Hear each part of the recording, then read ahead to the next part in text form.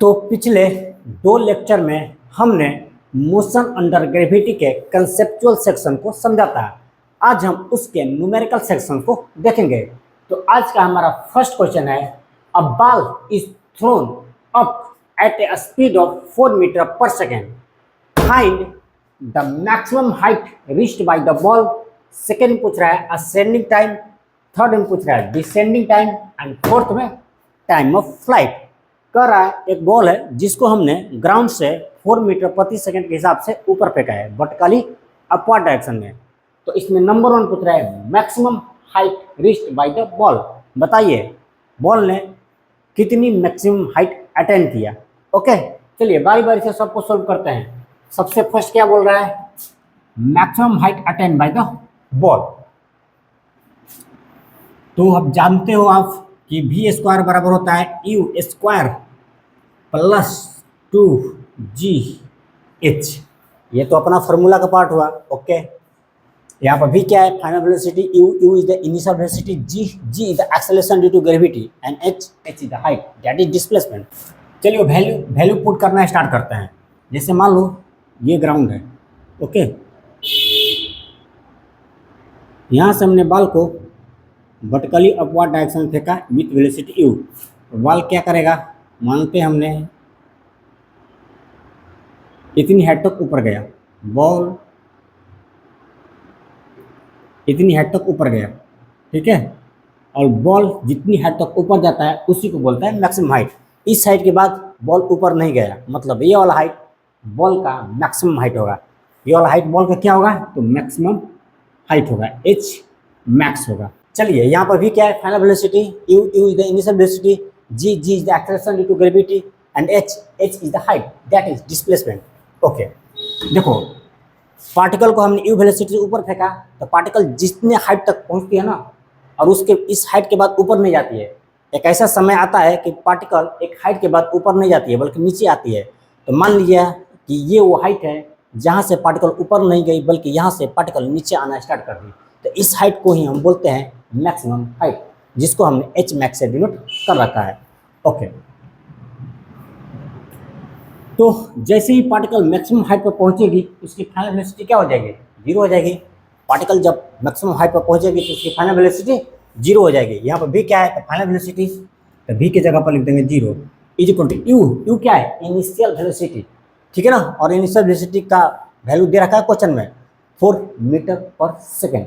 इनकी साइन की बात करें तो ये प्लस हो गया कि माइनस। तो हमने आपको बता रखा है कि इनिशियल वेलोसिटी के डायरेक्शन को हम पॉजिटिव एज्यूम करेंगे एंड उसके अपोजिट डायरेक्शन को हम नेगेटिव एज्यूम करेंगे। तो इनिशियल वेलोसिटी है ना, इसका डायरेक्शन पॉजिटिव ही होगा। लिखेंगे 4 × 4, ये प्लस का साइन है, ये प्लस का साइन वैसे लगा देंगे जैसे फार्मूला में है, लिखेंगे फिर इंटू 2 लिखेंगे। फिर जी क्या है, एक्सेलरेशन ड्यू टू ग्रेविटी। देखो यू ऊपर की तरफ और acceleration due to gravity G नीचे की तरफ, मतलब यू और जी का साइन एक दूसरे का अपोजिट, यू और जी का डायरेक्शन एक दूसरे का अपोजिट, मतलब यू और जी का साइन भी एक दूसरे का अपोजिट होगा। क्योंकि हमने यू को पॉजिटिव ले रखा है तो जी क्या हो जाएगा, नेगेटिव हो जाएगा। जी यहाँ पर कर देंगे नेगेटिव, तो -10। जी का वैल्यू दे रखा है 10 metre per second square, bracket बंद इंटू एच की जगह पर एच मैक्स। देखो एक बात यहाँ पर आप समझ लो, हमने जी का वैल्यू यहाँ पर कितना लिया है, 10 मीटर पर सेकेंड स्क्वायर। अब जानते हो जी का वैल्यू होता है 9.8 मीटर पर सेकेंड स्क्वायर, क्योंकि क्वेश्चन में ही दे रखा है कि जी का वैल्यू आप कितना लेना है, तो 10 मीटर पर सेकेंड स्क्वायर। तो जी का वैल्यू आप 10, एग्जाम में जी का वैल्यू आप 10 तभी लेंगे जब क्वेश्चन में लिख रहा होगा कि आप यहाँ पर जी का value 10 metre per second square लीजिए। अगर उसने जी का वैल्यू नहीं दिया हुआ है क्वेश्चन में, आपको जी का value 9.8 metre per second square ही लेना है, नहीं तो आपकी क्वेश्चन गलत हो सकती है। चलिए इसको सॉल्व करते हैं। तो 0 बराबर हम लिखेंगे, ये हो जाएगा 4 × 4, चलो 16 कर देते हैं सीधे इसको, 16 प्लस माइनस -20 एच मैक्स। यहाँ से आप लिखोगे 20 h max is equal to कितना हो जाएगा, 16 एच मैक्स ना, एच मैक्स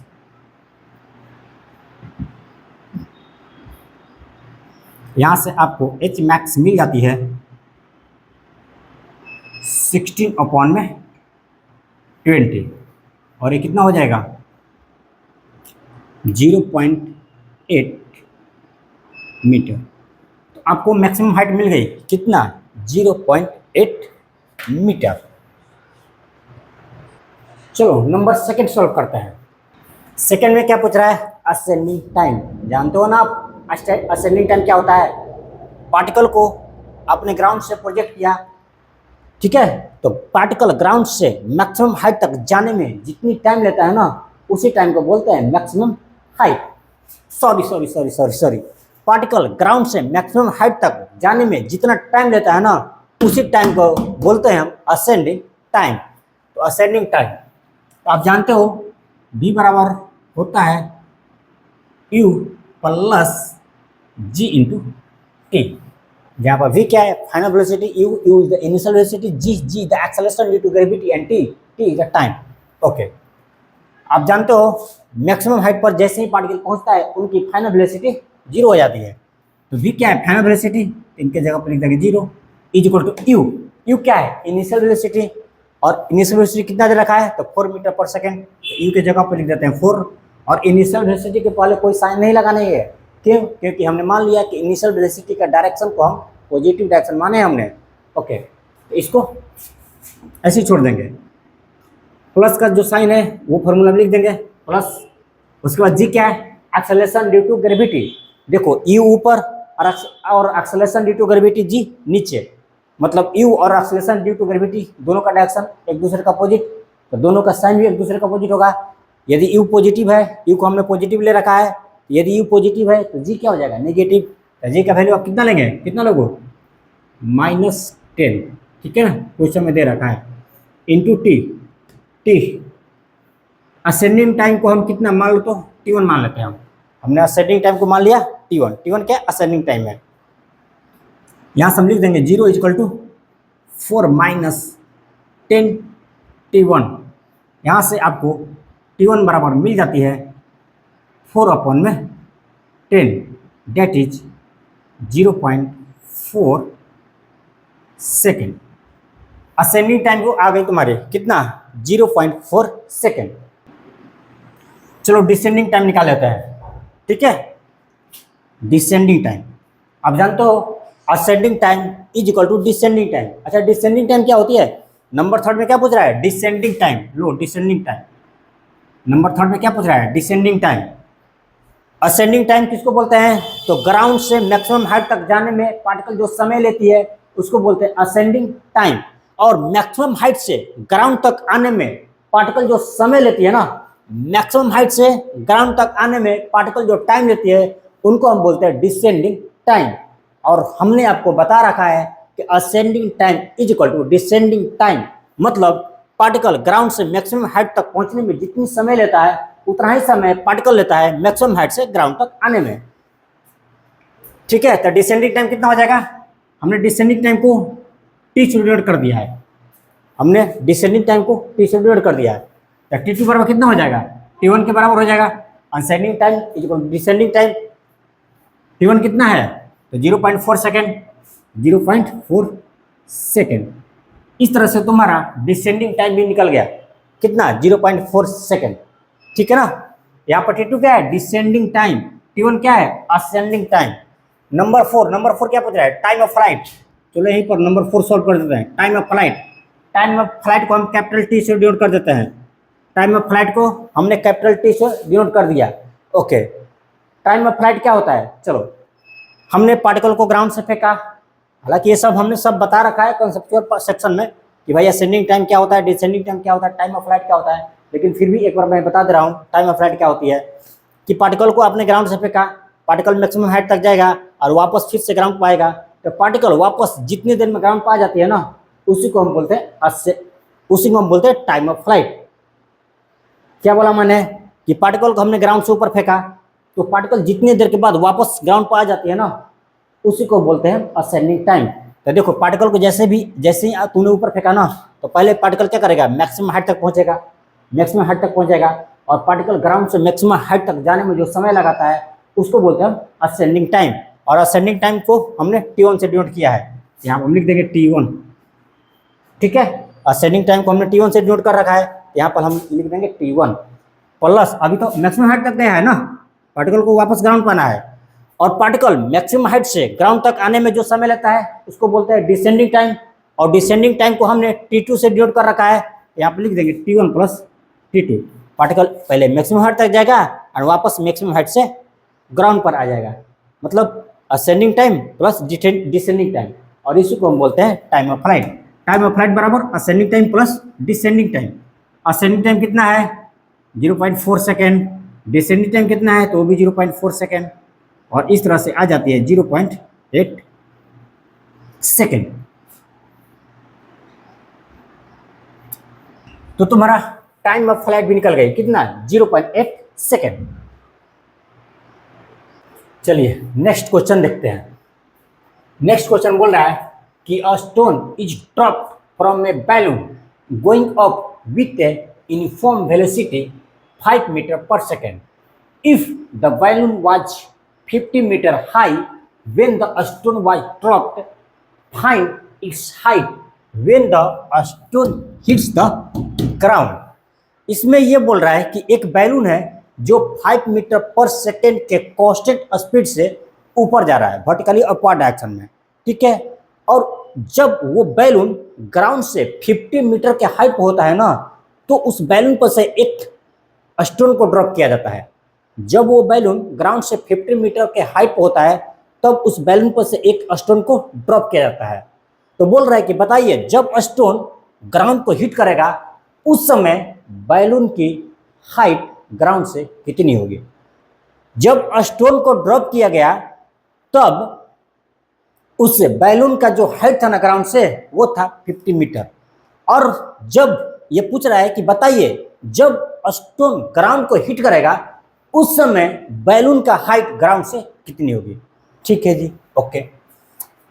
तो चलिए पहले इस क्वेश्चन को सॉल्व करने से पहले हम एक कॉन्सेप्ट को समझ लेते हैं।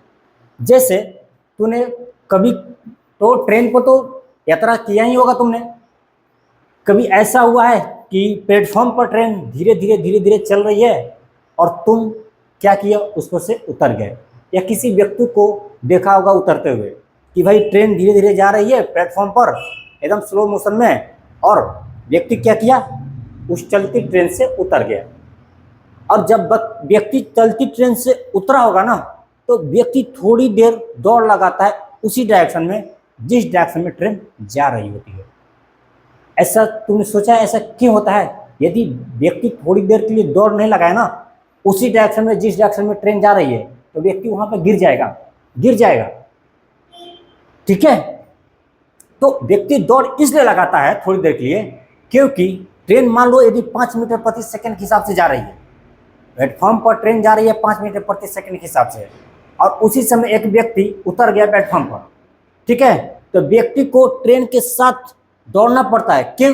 क्योंकि ट्रेन का स्पीड उस व्यक्ति को मिल जाती है, क्योंकि व्यक्ति ट्रेन पर ही जा रहा है ना, तो व्यक्ति तो ऑलरेडी 5 मीटर प्रति सेकंड के हिसाब से ट्रेवल कर रहा है, क्योंकि ट्रेन 5 मीटर प्रति सेकंड के हिसाब से जा रही है और व्यक्ति उस ट्रेन में ही बैठा हुआ है, तो वो व्यक्ति भी साथ साथ में 5 मीटर प्रति सेकंड के हिसाब से ट्रेवल कर रहा है ना ट्रेन के डायरेक्शन में।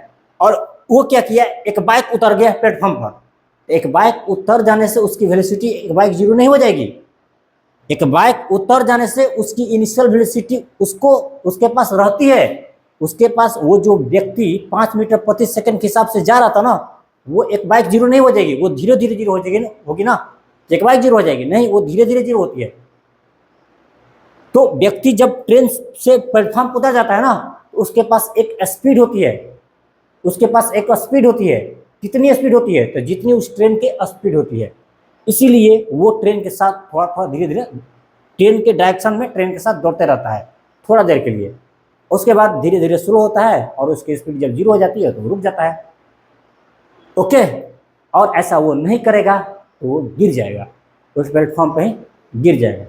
ठीक है ना, तो क्या है कि उस ट्रेन का स्पीड उस व्यक्ति को मिल जाती है, क्योंकि व्यक्ति ट्रेन पर ही सवार होता है, तो जिस स्पीड से ट्रेन जाती है उस स्पीड से व्यक्ति भी जा रहा है। एक बाइक व्यक्ति ग्राउंड पर आ गया, एक बार वेलोसिटी जीरो नहीं हो जाएगी, उसके पास वही वेलोसिटी होगी जो ट्रेन की वेलोसिटी थी। ठीक है, तो एक तो मैंने तुमको देखो उदाहरण दिया चलती ट्रेन से उतरने का समझने के लिए, okay, but this is very bad things, ये बहुत ही गलत बात है। चलती ट्रेन से ना तो कभी उतरनी चाहिए और ना ही चलती ट्रेन पर कभी चढ़नी चाहिए। ट्रेन जब आराम से रुक जाए तो आप आराम से या फिर चढ़ जाइए, और ट्रेन जब आराम से रुक जाए तो आप आराम से उतर जाइए।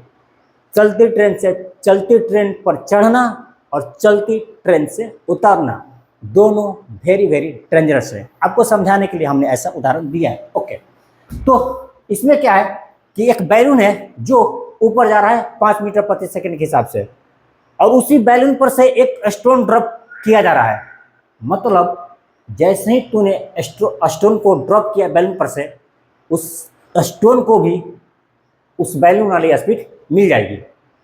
जैसे ही तूने बैलून पर से स्टोन को ड्रॉप किया ना, तो उस स्टोन को वही वेलोसिटी मिल जाएगी, वही इनिशियल वेलोसिटी मिल जाएगी जिस वेलोसिटी से बैलून ऊपर जा रहा था। बैलून क्या है, 5 मीटर प्रति सेकंड के हिसाब से ऊपर जा रहा है, और उसी बैलून पर है स्टोन। जैसे ही बैलून 50 मीटर हाइट पर पहुंचा ना, तो उस स्टोन को ड्रॉप कर दिया जा रहा है। तो स्टोन का वेलोसिटी एक बाइक जीरो नहीं हो जाएगी, उसकी इनिशियल वेलोसिटी होगी 5 मीटर पर सेकेंड। उसकी वेलोसिटी इनिशियल वेलोसिटी वही होगी जो बैलून का वेलोसिटी होगी। मतलब बैलून का वेलोसिटी उस स्टोन को मिल जाएगी।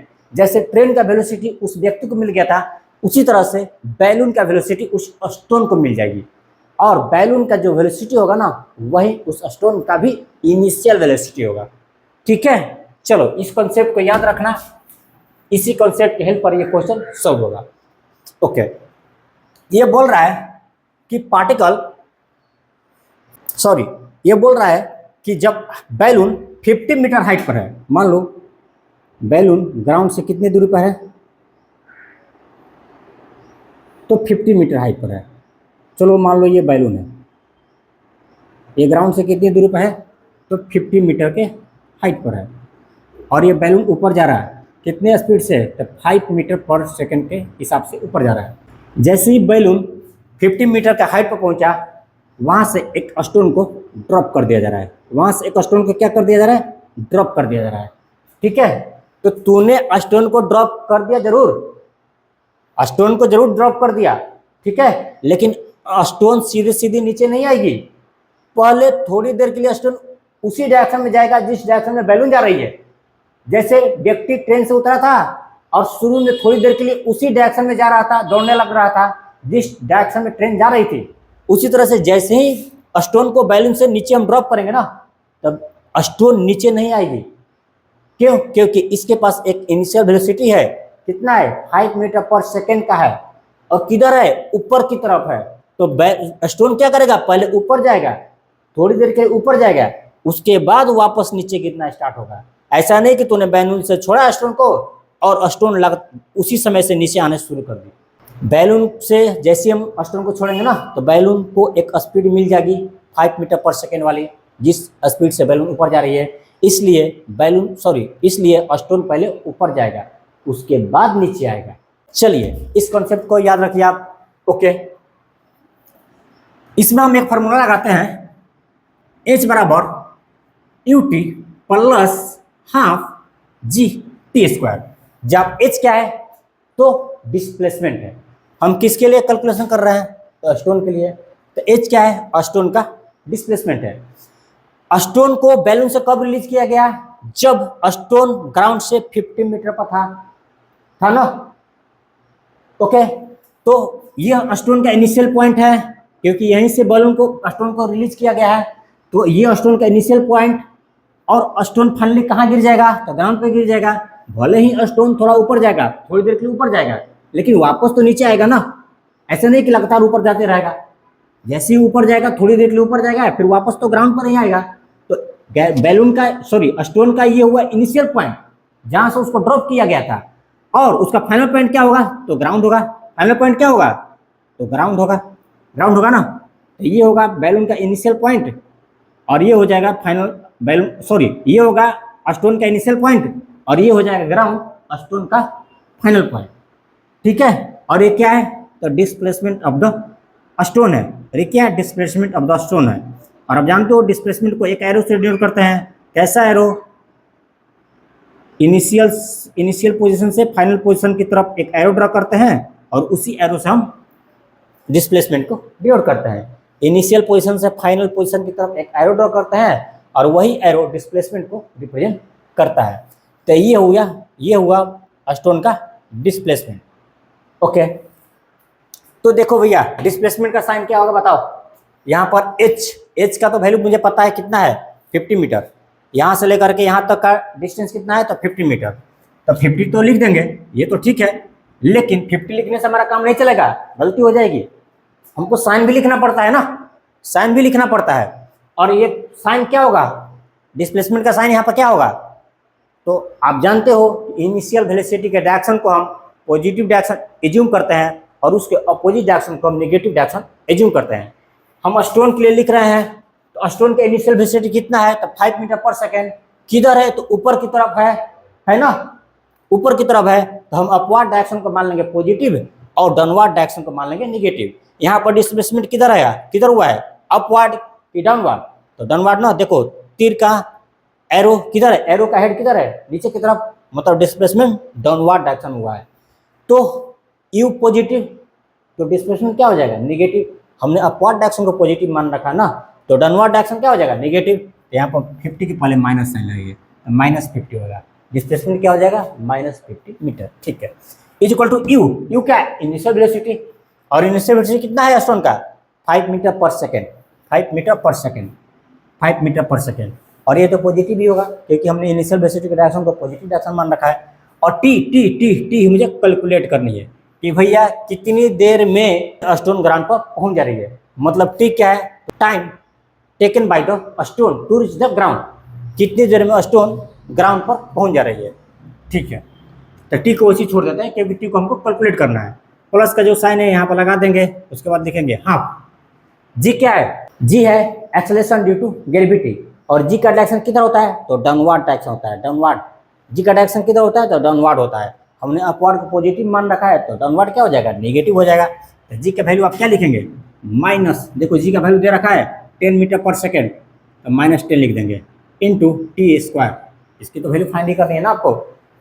इसको लिखेंगे -50 is equal to 5t plus नहीं, माइनस प्लस मिलके माइनस हो जाएंगे। तो यहाँ पर लिख देंगे -5t स्क्वायर। इस 5t को आप इधर ले आएंगे तो क्या हो जाएगा, 5t स्क्वायर। फिर इस 5t स्क्वायर को इधर लाएंगे तो ये हो जाएगा +5t स्क्वायर। फिर इस 5t को इधर लाएंगे तो ये हो जाएगा -5t। और ये -50 तो पहले से है ना, तो -50 इज इक्वल टू 0। यहाँ से आप 5 कॉमन ले लेंगे तो क्या मिलेगा आपको, मिलेगा t स्क्वायर -t। कैलकुलेशन सही है ना, सही है। -t माइनस ये कितना हो जाएगा 10। हमने 5 को कॉमन ले लिया तो क्या हो जाएगा, t square -t -10 is equal to 0। और ये देखो आपकी क्वाड्रेटिक इक्वेशन बन गई। तो आप क्वाड्रेटिक इक्वेशन के हेल्प से इसको सॉल्व करेंगे ना, तो आपको मिलेगी टी का वैल्यू 2 मिलेगी। क्या मिलेगी, एक मिलेगी -2.7 सेकेंड और दूसरी मिलेगी कितना मिलेगी, तो 3.7 सेकेंड। जब आप इस इक्वेशन को क्वाड्रेटिक इक्वेशन की हेल्प से सॉल्व करेंगे ना, तो आपको टी का 2 वैल्यू मिलेगी। एक मिलेगी -2.7 सेकेंड और एक मिलेगी 3.7 सेकेंड। आप जानते हैं कि टाइम कभी नेगेटिव नहीं होता है, तो टी का वैल्यू क्या हो जाएगा, 3.7 सेकेंड। क्योंकि टाइम कभी नेगेटिव होता नहीं है, तो टी का वैल्यू कितना हो जाएगा, 3.7 सेकेंड, ठीक है। तो चलो यहाँ पर सॉल्व कर देते हैं। तो टाइम का वैल्यू मिल गया हमको। नेक्स्ट पार्ट हम इधर सॉल्व कर रहे हैं, इसको हटाओ। टाइम का वैल्यू हमको मिल गई, मतलब ये वो टाइम है, मतलब t इक्वल टू 3.7 सेकेंड वो टाइम है जितने देर में स्टोन वापस ग्राउंड पर आ जा रहा है। ओके, और देखो स्टोन क्या कर रहा है, पहले ऊपर जा रहा है, उसके बाद ना ग्राउंड पा रहा है, तो जब तक स्टोन पहले ऊपर जाएगा और उसके बाद ग्राउंड पाएगा तो ये बैलून वहीं पर बैठ कर देखता तो नहीं रहेगा ना कि भैया तुम कब नीचे गिर रहा है। स्टोन क्या करेगा, पहले ऊपर जाएगा और उसके बाद नीचे ग्राउंड पाएगा। तो ये जो बैलून है ये तो वहाँ पर बैठ करके इंतजार नहीं करेगा कि भैया जब तक स्टोन नीचे गिरेगा नहीं तब तक हम ऊपर जाएंगे नहीं, ये इंतजार नहीं करेगा, ये तो जाते रहेगा ना अपना, क्योंकि ये कांस्टेंट बैलून जो है कांस्टेंट स्पीड से ऊपर जा रही है, तो ये इंतजार नहीं करेगा इनके ग्राउंड पर गिरने का, ये ऊपर जाते रहेंगे तब तक, ये तो ऊपर जाते रहेंगे ना, जाते रहेंगे। तो स्टोन कितने देर के बाद वापस ग्राउंड पर टकरा रहा है, 3.7 सेकेंड के बाद। आपसे वही पूछा है ना कि बताइए उस बैलून का हाइट क्या होगा जब स्टोन ग्राउंड से टकरा रहा है। तो हम ये देख लेते हैं कि 3.7 सेकेंड में बैलून कितना ऊपर गया। इतना तो फिक्स है 50 मीटर। हम तो ये भी देखना पड़ेगा ना हमको कि भैया ये जो स्टोन है ग्राउंड से टकराने में 3.7 सेकेंड लगता है, तब तक के लिए तो बैठा तो नहीं है बैलून, ये ऊपर जाते रहेगा। तो हमको ये देखना पड़ेगा कि ये जो बैलून है 3.7 सेकेंड में कितना ऊपर गया, उस और जितना ऊपर गया ना उस हाइट को इस 50 मीटर में ऐड करना पड़ेगा और वही हमारा आंसर होगा। ठीक है, तो स्टोन क्या कर रहा है, 3.7 सेकेंड के बाद ग्राउंड पर टकरा रहा है। तो हम देखेंगे कि भैया ये बैलून है ना 3.7 सेकंड में कितनी ऊपर पहुंच गई। तो जानते हो आप बैलून कांस्टेंट स्पीड से मूव कर रही है, और कितने स्पीड से मूव कर रही है, 5 मीटर पर सेकंड। कांस्टेंट वेलोसिटी लगा लो, कोई दिक्कत नहीं, यूनिफॉर्म वेलोसिटी है। तो क्या कर रही है, यूनिफॉर्म वेलोसिटी 5 मीटर पर सेकंड के हिसाब से मूव कर रही है। इसके लिए आप जानते हो ना कि चाहे कांस्टेंट स्पीड हो चाहे कांस्टेंट वेलोसिटी हो, उसके लिए हम एक फॉर्मूला यूज करते हैं, क्या, S बराबर V इंटू टी। मुझे AC निकालना है, तो S को हम स्मॉल h से डिनोट कर देते हैं। H बराबर हो जाएगा V कितना है, तो 5 metre per second into T कितना है, तो T है 3.7 सेकेंड। इसको आप सॉल्व करेंगे तो आपको मिल जाएगा ये 18.5 मीटर। मतलब 3.7 सेकेंड में स्टोन कितना ऊपर चला गया है, तो 18.5 मीटर ऊपर चला गया है।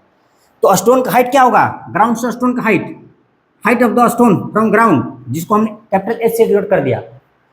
कैपिटल H क्या है, the height of the balloon from ground, कब, जब स्टोन ग्राउंड को हिट कर रहा है। कैपिटल H क्या है, the height of the balloon from ground, कब, जब स्टोन ग्राउंड को हिट कर रहा है। तो कितना हो जाएगा, देखो 50 मीटर तो पहले ही था, जब बैलून 50 मीटर ऊपर चला गया तो तब ना स्टोन को आपने ड्रॉप किया, तो 50 मीटर तो पहले ही था, अब प्लस 18.5 मीटर और ऊपर चला गया, इसको क्या करेंगे आप, ऐड कर देंगे 18.5 मीटर, और ये कितना हो जाएगा 68.5 मीटर, और यही आपका आंसर है। यहाँ पर 68.5 मीटर क्या है, तो height of the balloon from the ground, कब, जब स्टोन ने ग्राउंड को हिट किया। तो नेक्स्ट क्वेश्चन, इसमें बोल रहा है कि a ball is thrown vertically upward with an initial velocity of 150 metre per second. फिर बोल रहा है कि the ratio of the velocity after 3 second and 5 second is x+1 upon में x, then find the value of x। आपको x की value find करनी है। क्वेश्चन में क्या बोल रहा है कि एक बॉल है जिसको हमने वर्टिकली अपवर्ड डायरेक्शन फेंक रखा है, और उस बॉल को कितने वेलोसिटी से फेंका है, तो with an initial velocity 150 metre per second. तो बॉल का इनिशियल वेलोसिटी कितना है, तो 150 मीटर पर सेकेंड है।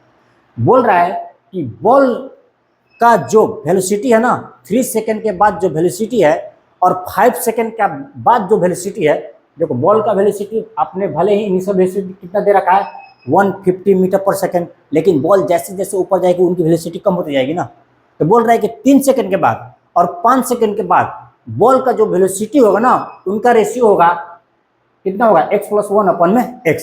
मतलब मान लो कि 3 सेकेंड के बाद बॉल का वेलोसिटी कितना है v3, हमने मान लिया कि 3 सेकेंड के बाद बॉल का वेलोसिटी कितना है v3, और 5 सेकेंड के बाद बॉल का वेलोसिटी कितना है, तो v5 है।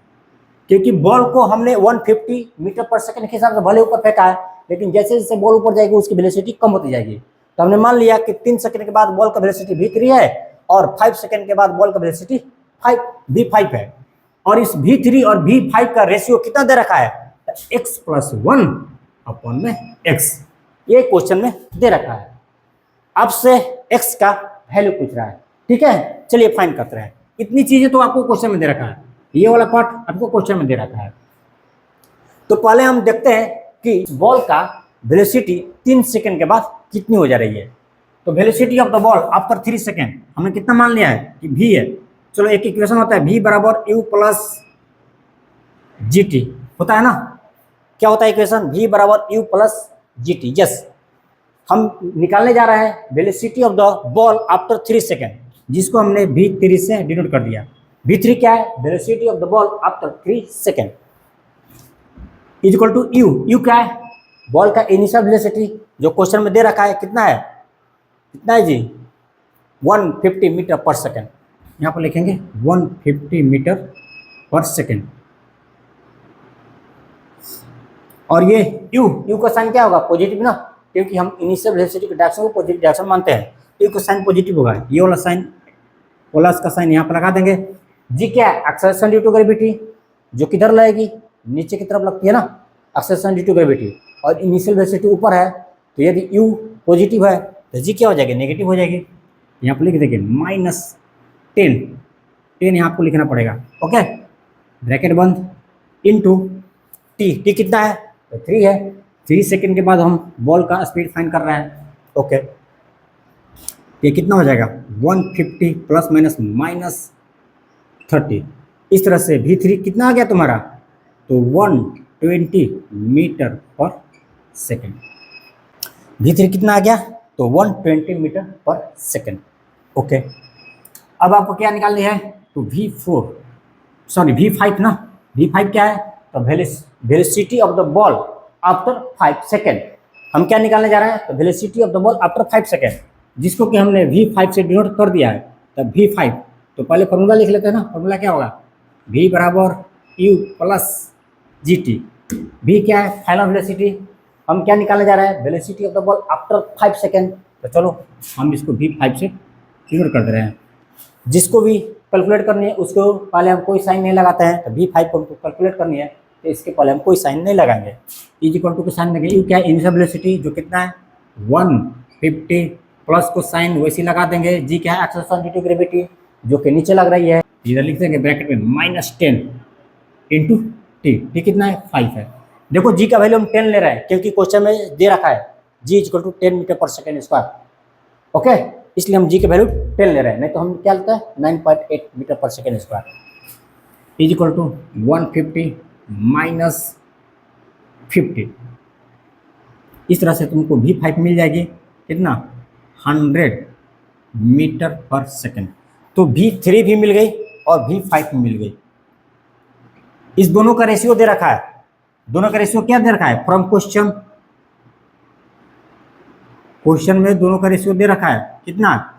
v3 अपॉन में v5 बराबर कितना है? तो x प्लस 1 अपॉन में x, x प्लस 1 अपॉन में x। v3 अपॉन में v5, v3 कितना निकाला हमने? 120। तो v3 की जगह पर लिखेंगे 120 अपॉन में v5 कितना निकाला हमने? तो 100। इसके जगह पर लिखेंगे 100 is equal to x plus 1 upon में x। यहाँ से एक जीरो चला जाएगा, और इस तरह से इसको आप सॉल्व करेंगे ना, तो मिल जाएगी आपको 12x is equal to 10x plus 10। यहाँ से आपको x का वैल्यू मिल जाएगी कितना? x का वैल्यू मिल जाएगी आपको, ये इधर आएगा तो 2x हो जाएगा, तो 5। x का वैल्यू कितना मिल जाएगी? तो 5। और यही आपका आंसर है।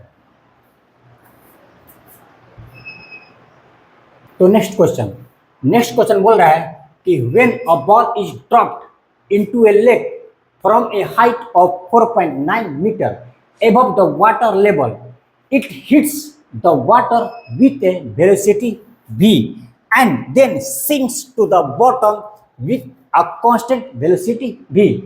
If reaches the bottom of the lake 4 seconds after it is dropped, Kara then find the approximate depth of the lake. इसमें क्या बोल रहा है बेसिकली कि मान लीजिए कि ये कोई लेक है,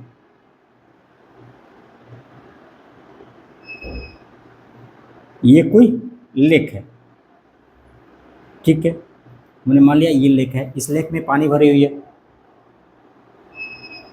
और इस लेक का डेप्थ कितना है? डेप्थ मतलब अपर लेवल से लोअर लेवल तक, अपर लेवल टू बॉटम की डिस्टेंस।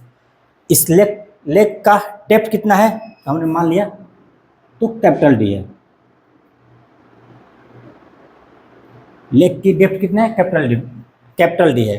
डेप्थ मतलब लेक के अपर लेवल से बॉटम तक का डिस्टेंस, ठीक है, तो डेप्थ है कैपिटल डी। ओके, क्या हो रहा है कि क्वेश्चन में बोल रहा है कि यहाँ से किसी हाइट से, और ये हाइट कितना है? तो लेक के वाटर लेवल से, चलो ये ऊपर लाइन हटा देते हैं, अब ये लेक पूरा लग रहा है, चलो लेक के वाटर लेवल से ये जो हाइट है ना वो कितना है? तो 4.9 मीटर का है, 4.9 मीटर का है। लेक से 4.9 मीटर के हाइट से एक बॉल को ड्रॉप किया जा रहा है, ठीक है, मतलब यहाँ से एक बॉल को नीचे ड्रॉप किया जा रहा है, यहाँ से एक बॉल को क्या किया जा रहा है? तो नीचे ड्रॉप किया जा रहा है। तो बॉल क्या करेगा? लेक में गिरेगा ना। कर रहा है बॉल क्या कर रहा है कि लेक पर टकराता है, लेक के पानी से टकराता है कितने वेलोसिटी से? तो v वेलोसिटी से। जब हमने इस हाइट से बॉल को गिराया ना तो ये बॉल वाटर से टकराता है कितने वेलोसिटी से? तो v वेलोसिटी से। उसके बाद जैसे ही ये लेक पर गिरेगा उसके बाद ये क्या करेगा? धीरे धीरे नीचे जाएगा। तो कह रहा है कि ये लेक के वाटर लेवल से तो टकराता है v वेलोसिटी से, उसके बाद v वेलोसिटी से ही वो नीचे जाता है, मतलब वो कांस्टेंट वेलोसिटी v से लेक में डूबते चला जाता है। कौन? बॉल। कह रहा है कि जब हमने बॉल को ड्रॉप किया था ना उसके 4 सेकंड बाद बॉल लेक के बॉटम पहुंच जा रहा है। जब हमने इस हाइट से लेक को ड्रॉप किया था उसके जस्ट 4 सेकंड बाद बॉल कहाँ पहुंच जा रहा है? तो लेक के बॉटम में पहुंच जा रहा है। तो आपको बताना है इस लेक की डेप्थ डी क्या होगी। आपको क्या बताना है? इस लेक की डेप्थ बतानी है, ठीक है। बहुत आसान क्वेश्चन है। देखो इस क्वेश्चन में सबसे पहले हम ये फाइंड कर लेते हैं कि ये जो बॉल है ना लेक के वाटर से कितने वेलोसिटी से टकराता है, क्योंकि क्वेश्चन में वैल्यू नहीं दे रखा है। क्या दे रखा है? कि भाई v वेलोसिटी से लेक के वाटर लेवल से टकरा रहा है। तो हमको देखना है कि वास्तव में ये बॉल लेक के वाटर लेवल से कितने वेलोसिटी से टकरा रहा है। चलिए ये फाइंड करते हैं सबसे पहले। तो हम ये तो एक इक्वेशन होती है v स्क्वायर बराबर u स्क्वायर प्लस 2gh, ठीक है। v क्या है? Final velocity, u is the initial velocity, g is the acceleration due to gravity and h is the height that is displacement. चलिए हम बॉल को कहाँ से ड्रॉप कर रहे हैं? तो वाटर लेवल से 4.9 मीटर के हाइट से ड्रॉप कर रहे हैं, ठीक है। हमने क्या किया? सिंपली ड्रॉप किया ना, सिंपली ड्रॉप कर दिया, मतलब बॉल का इनिशियल वेलोसिटी 0, बॉल का इनिशियल वेलोसिटी 0, तो बॉल का इनिशियल वेलोसिटी हो जाएगा 0। और v तो फाइंड नहीं करनी है, तो v के ऊपर हम कोई साइन नहीं देंगे, तो v को ऐसे लिख देंगे u क्या होगा? 0 होगा ना, क्योंकि यहाँ से हमने सिंपली ड्रॉप कर दिया है, लिख रहा है ड्रॉप, तो यहाँ से सिंपली ड्रॉप कर दिया है तो बॉल का इनिशियल वेलोसिटी 0 हो जाएगी। यहाँ पर 0 प्लस का जो साइन है वो लगा देंगे, 2 लिखेंगे। g क्या है? एक्सेलरेशन ड्यू टू ग्रेविटी, जो किधर लगती है? नीचे। यहाँ पर g का साइन क्या होगा? Plus E minus. तो हमने आपको बता रखा है कि जब भी इनिशियल वेलोसिटी 0 मिलेगी तब आप डायरेक्शन ऑफ मोशन को पॉजिटिव मानेंगे। तो मोशन किधर हो रही है? तो नीचे, बॉल नीचे जा रही है ना, मतलब मोशन नीचे हो रही है, तो नीचे वाला डायरेक्शन को, मतलब डाउनवर्ड डायरेक्शन को हम पॉजिटिव मानेंगे। तो जी किधर है? डाउनवर्ड में ना, तो ये जी क्या हो जाएगा? पॉजिटिव हो जाएगा। और यहाँ जी का वैल्यू क्या लिखेंगे बताओ? 10 या 9.8 मीटर पर सेकेंड स्क्वायर। 10 नहीं, इस बार लिखेंगे 9.8 मीटर पर सेकेंड स्क्वायर। देखो ये जी 2002 का क्वेश्चन है, और मैंने बताया आपको जब तक क्वेश्चन में दिया ना हो ना कि जी का वैल्यू आपको 10 मीटर पर सेकेंड स्क्वायर लेना है, तब तक आप 10 मीटर पर सेकेंड स्क्वायर जी का वैल्यू नहीं लेंगे। अगर नहीं दिया है तो आप जी का वैल्यू कितना लेंगे? 9.8 मीटर पर सेकेंड स्क्वायर लेंगे। जब क्वेश्चन में क्लियरली लिख दिया होगा कि टेक जी बराबर 10 मीटर पर सेकेंड स्क्वायर, तभी आपको जी का वैल्यू 10 लेना है, नहीं तो क्या लेना है? 9.8 मीटर पर सेकेंड स्क्वायर। यदि क्वेश्चन में जी का वैल्यू नहीं दिया है तो यहाँ पे क्या लिखेंगे? 10 या 9.8, 9.8 ना, तो क्वेश्चन में जी का वैल्यू नहीं दे रखा है, तब 9.8 लिखेंगे। इसके पहले दोनों क्वेश्चन में दे रखा था जी का वैल्यू, इसलिए वहाँ पर हमने 10 लिख दिया था। एच क्या है? हाइट है ना, कितने हाइट से गिरा रहा है? तो 4.9 मीटर के हाइट से गिरा रहा है, तो यहाँ पर लिख देंगे 4.9 मीटर। ये हो जाएगा, ये तो 0, यहाँ से हम लिख देंगे 9.8, ये 9.8, देखो 2 इंटू 4.9, ये भी कितना हो जाएगा 9.8, 2 इंटू 4.9 9.8, और 9.8 एक पहले से था, तो भी स्क्वायर बराबर कितना आ गया 9.8 इंटू 9.8, यहाँ से हमको भी बराबर कितना मिल जाएगी, तो 9.8 मीटर पर सेकेंड। यहाँ से भी बराबर कितना मिल जाएगा हमको, तो 9.8 मीटर पर सेकेंड। यस, मतलब बॉल जो है ना इस लेक के वाटर से 9.8 मीटर पर सेकेंड के हिसाब से टकरा रही है। ये बॉल जो है इस लेक से 9.8 मीटर पर सेकेंड के वेलोसिटी से टकरा रही है। ठीक है, अब हम ये देख लेते हैं कि ये जो बॉल है वो यहाँ से लेक के वाटर से टकराने में कितना समय लेता है। बॉल यहाँ से चलता तो है, लेकिन यहाँ से लेक के वाटर से टकराने में कितना समय लेता है, कितने देर में ये लेक के वाटर से टकराता है, भी नीचे नहीं पहुँचता है, वाटर लेवल से टकराता है।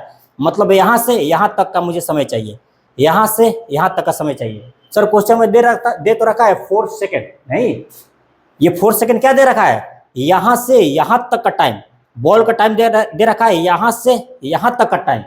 ठीक है, इस हाइट से लेक के बॉटम तक का टाइम दे रखा है 4 सेकेंड। मुझे क्या चाहिए, यहाँ से वाटर लेवल तक का चाहिए, यहाँ से यहाँ तक का टाइम चाहिए। तो उसके लिए हम लिखेंगे v बराबर u प्लस जी टी। भी क्या है, फाइनल वेलोसिटी, जो अभी हमने फाइंड किया 9.8। देखो फाइनल वेलोसिटी भी नीचे, g भी नीचे, h भी नीचे, तो सारे साइन पॉजिटिव होंगे, तो फाइनल वेलोसिटी भी नीचे हो रही है ना। तो ये कितना लेंगे हम 9.8 इज इक्वल टू u, तो 0 हो जाएगा, तो u की जगह पर 0 लिख देंगे। जी कितना लेना है 9.8 ना, यस 9.8 इंटू टाइम t, ये तो कैलकुलेट करनी है। यहाँ से आपको t बराबर मिल जाएगी 1 सेकेंड, मिल जाएगी 1 सेकेंड ना, यस मिल जाएगी 1 सेकेंड। t का वैल्यू कितनी मिल गई 1 सेकेंड। ये 1 सेकेंड क्या है, तो बॉल ने समय लिया 1 सेकेंड का, यहाँ से लेकर के यहाँ तक पहुँचने में। ठीक है, यहाँ से लेकर के यहाँ तक पहुँचने में, मतलब जैसे ही बॉल लेग से टकराता है, तो लेग से टकराने के कितनी देर बाद बॉटम पहुँच जा रहा है, कितने देर के बाद, तो 4 - 1 सेकेंड में, 4 - 1 सेकेंड में। यहाँ से बॉटम तक का समय दे रखा है कितना सेकेंड, 4 सेकेंड। यहाँ से यहाँ तक का समय कितना दे रखा है, तो 4 सेकेंड। और बॉल यहाँ से यहाँ तक आने में कितना समय लिया 1 सेकेंड, मतलब यहाँ से बॉटम तक जाने में बॉल ने कितना समय लिया, तो 3 सेकेंड। इस बात को ध्यान रखना, ओके। यहाँ से यहाँ तक आने में बॉल कितना समय लिया, तो 3 सेकेंड लिया। बच्चे क्या करते हैं, टाइम को कैलकुलेट नहीं करते हैं, डायरेक्ट 4 सेकेंड बैठाते हैं और आंसर निकालते हैं, ऑप्शन में रहता है टिक करके चले जाते हैं। ओके, ये 4 सेकेंड जो दिया है, यहाँ से बॉटम तक का समय दिया है, ओके। और बॉल जो है यहाँ से यहाँ तक आने में 1 सेकेंड लेता है, तो यहाँ से बॉटम तक आने में कितना समय लेगा, तो 4 - 1 सेकेंड। ठीक है, इस कॉन्सेप्ट को याद रखिएगा। अब हम निकालने जा रहे हैं कि ball depth of the lake, अब यहाँ हम निकालने जा रहे हैं डेप्थ ऑफ द लेक। देखो जैसे ही बॉल इस लेक के वाटर से टकराता है, उसके बाद ये कांस्टेंट वेलोसिटी से डूबता है। लेक में बॉल क्या करता है, कांस्टेंट वेलोसिटी v से नीचे डूबते चला जाता है। ठीक है, आप जानते हैं जब भी कोई पार्टिकल कांस्टेंट वेलोसिटी या कांस्टेंट स्पीड से मूव करते हैं, तो उनके लिए हम एक ही फॉर्मूला लगाते हैं, क्या, s बराबर v इंटू टी। इस बॉल के लिए भी हम s बराबर v इंटू टी लगाएंगे। कब, जब बॉल वाटर लेवल से टकराता है, उसके बाद नीचे डूबने लगता है कांस्टेंट वेलोसिटी v से। यहाँ पर s क्या होगा, बॉल यहाँ से यहाँ पर टकराता है और यहाँ तक आता है, और यहाँ से यहाँ तक का डिस्टेंस कितना है, तो हमने मान रखा है d। s क्या है, v है, d मतलब depth is equal to v कितना है, कितने वेलोसिटी से टकरा रहा है, तो v वेलोसिटी से, और v वेलोसिटी से ही नीचे आ रहा है, और v का वैल्यू हमने कितना फाइंड कर रखा है, 9.8 metre per second. Ball water level से कितनी वेलोसिटी से टकरा रहा है, तो v वेलोसिटी से, और इस कांस्टेंट v वेलोसिटी से ही बॉल वाटर में डूब रहा है। हमने v का वैल्यू फाइंड कर रखा है 9.8 मीटर पर सेकेंड। यहाँ v का वैल्यू क्या रखेंगे, 9.8 मीटर पर सेकेंड। जितने वेलोसिटी से बॉल वाटर लेवल से टकरा रहा है, उसी वेलोसिटी से बॉल नीचे आ रहा है। ठीक है, तो 9.8 हो गया v के जगह पर। और t, t क्या होगा, t t t t t t अभी हमने बताया ना, कितना हो जाएगा 4 - 1, क्या हो जाएगा 4 - 1 हो जाएगा, 4 - 1 हो जाएगा। टी का वैल्यू आपको ध्यान रखना है, 4 - 1 हो जाएगा। 4 है यहाँ से यहाँ तक आने का समय और 1 है यहाँ से यहाँ तक आने का समय। तो टी का वैल्यू कितना हो जाएगा, यहाँ से यहाँ तक आने का समय कितना हो जाएगा, तो 4 - 1, ये कितना हो जाएगा 9.8 × 3। इसको जब आप सॉल्व करेंगे ना तो कितना मिल जाएगा, ये 29.4 सेकेंड, नहीं डेप्थ है ना, डेप्थ है तो मीटर, 29.4 मीटर। कैलकुलेशन 24, ठीक है। तो इस लेक का डेप्थ कितनी मिल गई, तो 29.4 मीटर, यही आपका आंसर है 29.4 मीटर। तो ये थी कुछ इंपॉर्टेंट क्वेश्चन। कल हम कुछ और क्वेश्चन को करने वाले हैं, तो मिलेंगे अब नेक्स्ट वीडियो में। Wish you all the best.